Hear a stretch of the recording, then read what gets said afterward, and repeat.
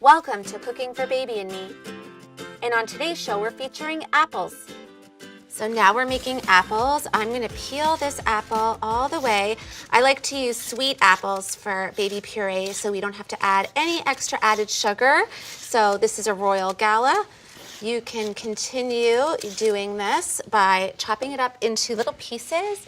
I'm going to put these apples into a shallow skillet filled with about an inch or two of water, and they're just going to simmer for about 5 minutes. And in the meantime, let's check in on Chef Feury. What are you making? How you doing? I got I'm gonna do a little puree of apple and parsnips with seared salmon.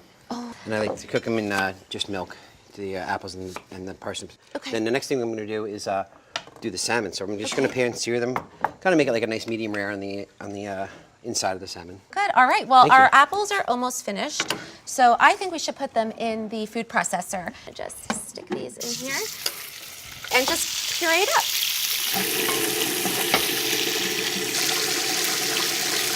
You can use the spoons when you see.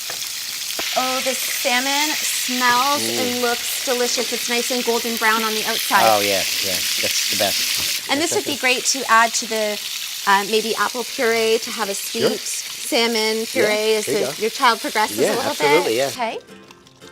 And how are you going to puree? Just in a blender? Just in a blender, right there. Okay.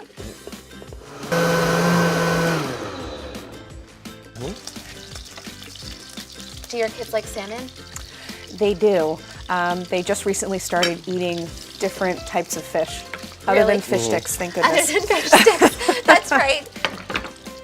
This could be a good way to introduce them with a little bit of the Yes. mashed parsnips underneath.